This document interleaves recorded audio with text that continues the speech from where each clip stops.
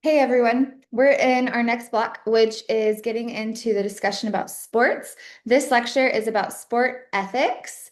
So let's get started with the material.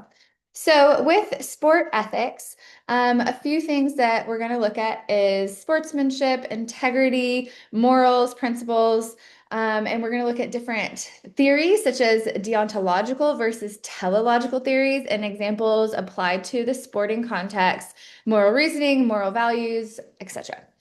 So let's first start with breaking down differences in definitions. So we have three definitions here that are very similar, but I've pulled out a few words that we want to identify or connect the term to. Ethics, study of moral values, principles of human duty, all moral qualities. And so when we think of ethics, you can think of those moral values and what it is to have human duty. Principles I like to think of as universal rules. So universal rules that like everyone follows, like these unspoken rules that we follow, that basically shows that we have high virtuous behavior, we have correct intentions, good morals, high motives, etc. An example of a universal rule would be like not cutting someone in line, or holding the door open for someone, or moving aside, like when someone steps into an elevator to give them space. So just kind of simple things that you don't really think of, but these are universal rules of conduct. Um, Moral value is the worth that we place on virtuous behaviors, like doing the right thing, being kind to all people,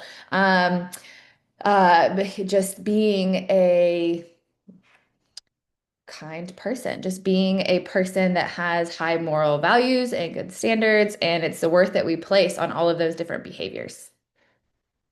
So let's talk about some other examples of moral values, and we're going to apply these to sports. So justice is to not violate the rules of the game. But example would be referees having to apply the rules equally to both teams, cannot show bias, and so cannot call like fouls or blow the whistle for one team over and over and over again and not the other. Honesty, not cheating or lying. When a player fakes being injured to get a call for them, or like in football, when a player fakes being injured to slow down the speed of the game. Finn, it's okay. Finn, it's just intentionally deceiving somebody into something. And so honesty, we need to be honest. Responsibility, not acting irresponsibly, conducting yourselves on and off the field like the same way. So being a good player off the field that you are on the field. Um, Beneficence, do not harm somebody. So showing for respect for teammates, opponents, coaches, officials, and not purposely harming someone. So all of these examples of just having moral values in sports. Moral reasoning, we have three ways that we go through moral reasoning. And so this is evaluating the process of our values, developing a consistent set of principles in which we live by. And so how do we decide how we live a certain way? So first is moral knowing. And the knowing part, you want to think of the word cognitive. So this cognitive phase of learning about issues and how do I resolve them? So, okay, what is this issue and how should I go about solving this issue? What's the best way that I think is important to connecting how I feel about a situation and how I should actually resolve it. Moral valuing is what Posey, stop. What we Finn, no. What we believe about ourselves, society, and others around us. Dogs, come here right now. Um, and moral acting is how we act based on what we know and value. And so our actions, basically everything we do that people see, and sometimes our actions are when people don't see. And so all of that, put all those together, and that's how we reason. Um, Next is I just have some questions for you to think about. So ethical choices in sports, should taunting an opponent be a competitive or give it gain an competitive advantage ever be allowed in a high school game? What about collegiate athletes passing all subjects in school, or should an Olympic team be able to run up the score on an opposing team?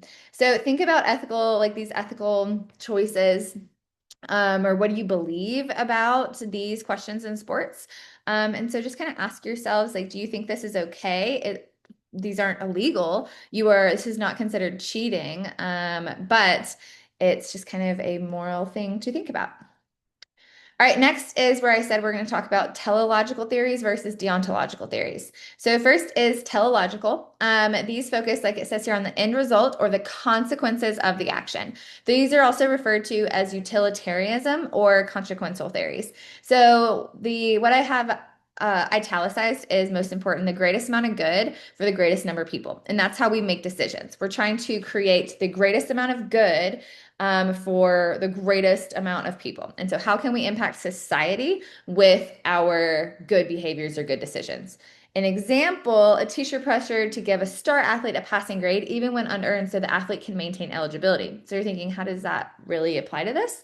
Well, if the teacher fails the athlete, then the star athlete doesn't get to play. And if the star athlete doesn't get to play, then we might lose the game. And if we lose the game, it looks bad for the team and the university and everyone involved in this sport. And so if the teacher passes the athlete to maintain eligibility to play the game, then we'll probably win and it'll probably bring in more notoriety, money, etc. And so that's one way to think about it. This YouTube video here at the bottom, I want you to watch because it's a quick clip that discusses these teleological theories more so in detail. Next is the deontological. This is based on Immanuel Kant's, I guess, belief of um, imperative, which is it's inherent rightness or categorical imperative, which is never lie, never cheat, never steal. And so that's what Immanuel Kant believed. These deontological theories are really simple because it basically means there is an inherent rightness to everything that we do, and it's an easy decision to do the right thing always.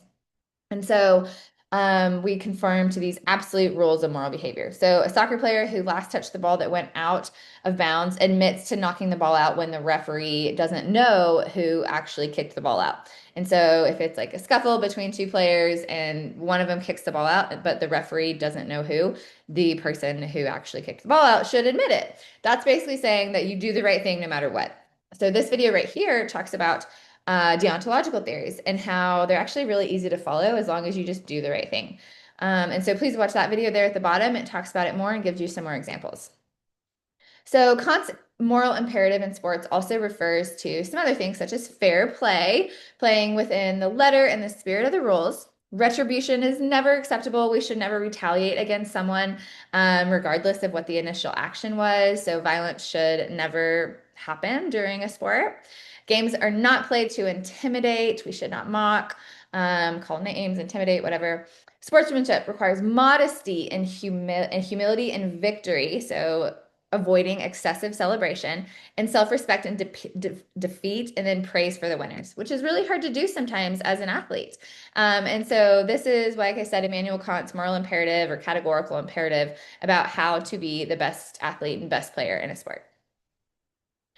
This question here, some of you may know, referred or know this day, scariest day in NFL history, when Damar Hamlin collapsed on the field during the Bengals and Bills game.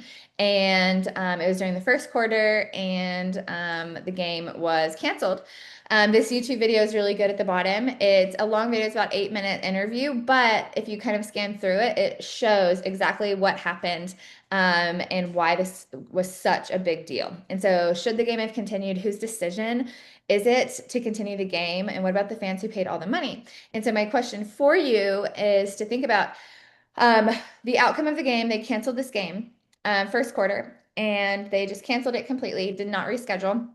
And was this a deontological like theory? Did they use deontological theories or did they use the teleological theory to make that decision? And so that's my question for you. And answering that question will basically make sure if you know what the definition of deontological versus teleological is, and if you can identify an example of each one. Okay, so figure out which one that was. All right, next, let's talk about some more ethical principles. So, foundation of ethical decision making, philosophical analysis is integrity. And so, I wanted to ask, what do you think integrity means? What does it mean when someone has integrity? So, a few things probably come to mind is being honest and being never lying, never cheating in any way.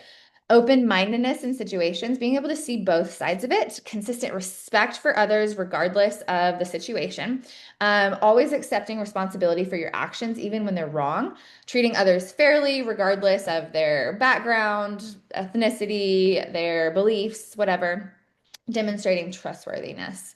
And so this YouTube video here shows a little bit about this clip where if you watch it, you probably have heard of this Little League player who hit this kid in the head, the pitcher did, and the pitcher was really upset at how he hurt the player, and it really got to him. And so this young player in blue, who was the one who got hit in the head, who was at bat, goes up and actually hugs the pitcher, and they're on different teams, and it was actually a really big deal. It made the news, etc. And it was on ESPN. So you watch that little clip there to show what it means when someone has good integrity. And this little kid in blue who went and hugged the pitcher who hit him in the head shows integrity.